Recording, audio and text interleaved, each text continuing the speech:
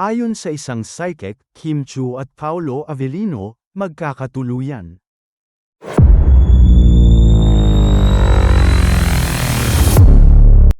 Hinulaan ng isang psychic ang mga kilalang love team sa bansa, kabilang na ang tambalang Paolo Avellino at Kim Chu, at nagbigay siya ng mga opinyon tungkol sa kanilang relasyon. Ayon sa psychic, may magandang vibes daw siya kay Paolo Avellino, na nakikita niyang may likas na kabaitan.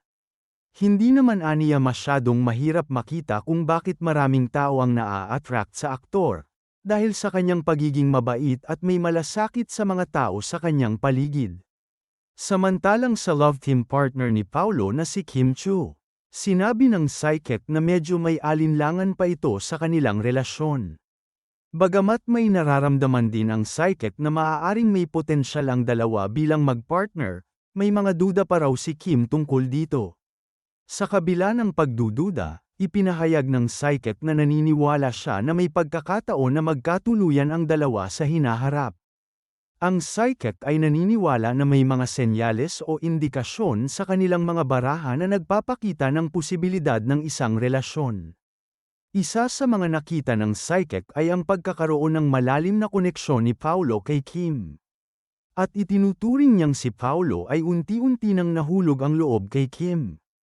Nakikita rin daw sa mga barahan ng psychic na sa simula, nagustuhan ni Kim si Paolo, ngunit may mga pagkakataon na pinipigilan niya ang sarili dahil sa ilang mga dahilan na hindi pa malinaw. Ayon pa sa psychic, makikita rin sa kanilang mga interaksyon at mga simpleng galak na unti-unti nang nabubuo ang pagmamahal nila sa isa't isa. Hindi pa man ganap, pero ayon sa psychic, may mga pahiwatig na nagsasabing malapit na nilang maramdaman ang tunay na pagkahulog ng loob sa bawat isa.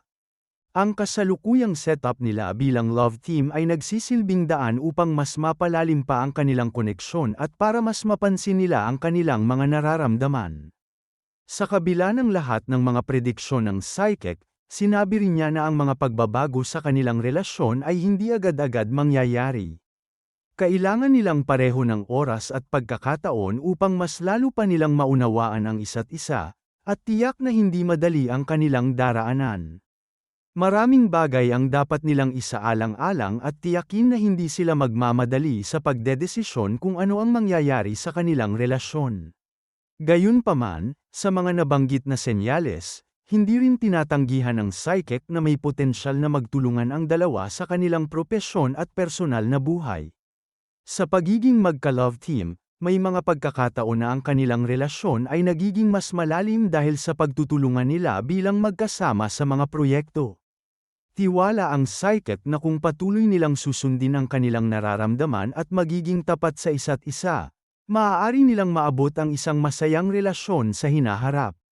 Bagamat ang hula ng psychic ay batay lamang sa mga simbolo at baraha, nagbibigay ito ng isang pananaw na maaari pang magbago ang kanilang relasyon at magpatuloy ang kanilang kwento. Nasa kamay pa rin ng dalawa kung paano nila pamamahalaan ang kanilang relasyon, kung paano nila isusustento ang kanilang magandang samahan, at kung paano nila haharapin ang mga pagsubok na darating. Sa ngayon, ang mga fans ng tambalang Paolo Avellino at Kim Chu ay umaasa na magkatuluyan sila at magpatuloy ang kanilang magandang samahan sa kabila ng lahat ng mga hula at pagdududa.